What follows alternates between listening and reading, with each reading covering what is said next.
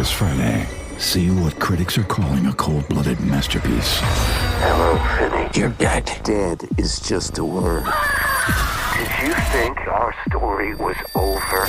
Discover the secret He brought us here for a reason. behind the mask. What do you think happens when you die? It's time to find out. Ethan Hawke, I'm not afraid of you. You should be. Black Phone 2, only in theaters Friday. Rated R, under 17, not admitted without parent. When it comes to what your family eats and drinks, you know your choices matter. You're the expert because you know what fits your life. And getting it right starts with good information. That's why America's beverage companies are sharing more information about our ingredients at goodtoknowfacts.org. No spin, no judgments, just the facts straight from the experts for more than 140 beverage ingredients. Visit goodtoknowfacts.org. This is Optimal Relationships Daily, Why Relationships Scare Us, by Dr. Lisa Firestone of psychalive.org. Quote, "Love takes off masks that we fear we cannot live without and know that we cannot live within." That's by James Arthur Baldwin. The pursuit of love is a great motivator of mankind. Love is universal in that it's something most of us strive for. It's part of what gives our lives meaning.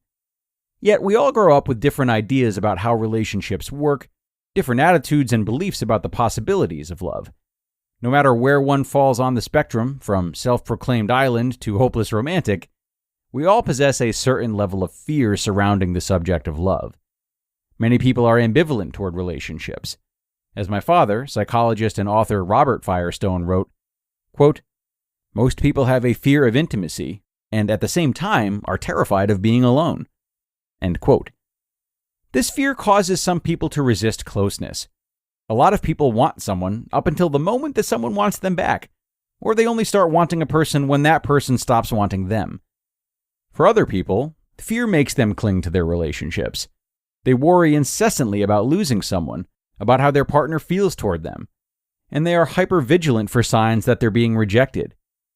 Most people can relate to being on one side or the other of these feelings, desperately worrying about being either in or out of a relationship. Our particular struggles with intimacy often result from where we fall between these two states. Because of these often subconscious fears, that sweet spot of feeling our love for someone and their love for us can be very challenging to find, and even more difficult to maintain over time. Whether we're scared that our partner will leave and abandon us, or that they will cling and limit us in our independence, these worries about intimacy can cause us to behave in ways that can lead to destructive outcomes for our relationships.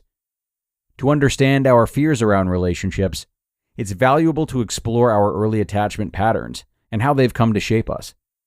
How willing we are to get close to another person has a lot to do with our past relationships. Our earliest interactions with our parents or primary caretakers become a model for what we expect, or, often without awareness, seek in our future relationships. This is because we learn how relationships work from our experiences and develop expectations for how people will behave. For example, if we didn't have our emotional needs met as children, we may be afraid to trust again. We may have fears about depending on someone and having someone depend on us. If, as a child, a person felt emotionally neglected by his or her parents, that person may have developed an avoidant attachment pattern in which he or she found that the best strategy for getting his or her needs met was to act like he or she didn't have any. As kids, people with an avoidant attachment pattern may have become more disconnected from themselves and their needs, because it was too painful to experience them and the resulting frustration. As adults, these people are often dismissive. They don't experience their wants and often think that others are too needy. Their adaptation is to feel pseudo-independent, like they can take care of themselves, and that they don't need anything from others. They tend to avoid real closeness and connection. In a sense, they live separate but together with their partners. They're often indifferent to both their partner's wants and their own, and they tend to come off as self-contained. Yet, their anxiety is aroused when people leave them. Another group of people grow up with an anxious attachment pattern. As children, their needs were sometimes met, but other times their parents were either misattuned or intrusive.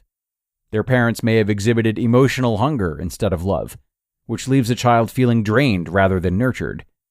In these instances, a parent's affection is driven by a desire to seek comfort from their child, rather than offer to comfort them. This inconsistent treatment can leave children feeling anxious. They grow up to be preoccupied with getting their needs met by their relationship partners and feel they have to make things happen and get people to love them. They often seek more reassurance and feel insecure and even possessive toward their partner. Even though the attachment patterns we developed early on create a mold for the attachments we form throughout our lives, this mold is not set in stone. Becoming aware of them offers clarity about our fears of love and closeness, and allows us to approach relationships in a new way. Whatever our fears and ideas about love may be, it's important to recognize that we come by them honestly.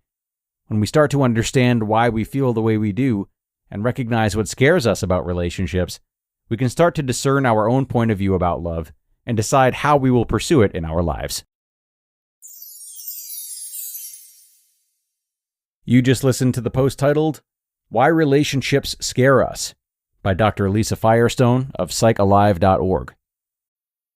This episode is brought to you by Marshalls, where you never have to compromise between quality and price. The buyers at Marshalls hustle hard, working to bring you great deals on brand name and designer pieces. Because Marshalls believes everyone deserves access to the good stuff. Visit a Marshalls store near you or shop online at marshalls.com.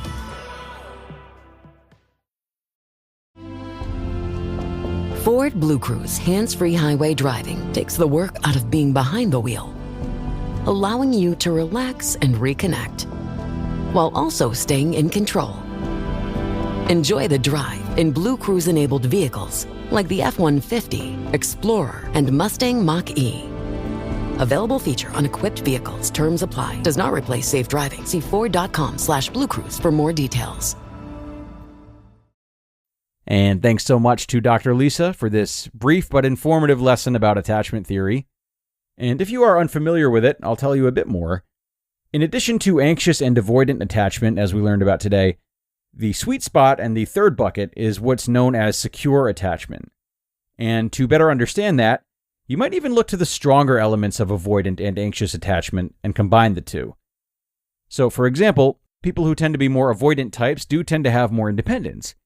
And this can be a very helpful thing in a relationship because it enables you to have your own life outside your partner, and you aren't so reliant on them to fulfill all of your needs.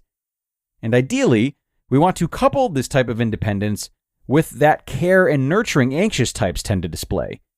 So we start to find this middle ground in seeking to be our own person who doesn't have an unhealthy sense of reliance on our partners, but is not so disconnected that we are unable to be vulnerable with them, allow them to be vulnerable with us, and ultimately show a lot of care and enthusiasm when it comes to being close with them physically and emotionally. So if you do feel you lean more toward avoidance or anxiousness, that's okay. But remember that it can vary from situation to situation. It can vary between phases of life. And even if you're in the midst of either of these more often than you'd like to be, you can still extract and celebrate parts of whatever category you fall into and use them to better your relationship. So an avoidant type need not vilify their independence, but rather learn how to better manage it. And the same goes for an anxious type who's always clung to their partner.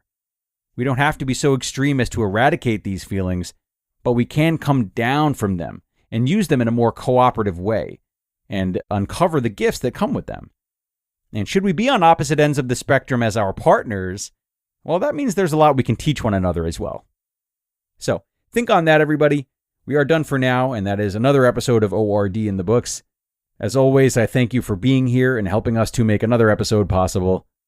You have done right by your relationships today by tuning in, and I hope you will do the same tomorrow in both our regular episode and our weekly bonus episode. That's where your optimal life awaits.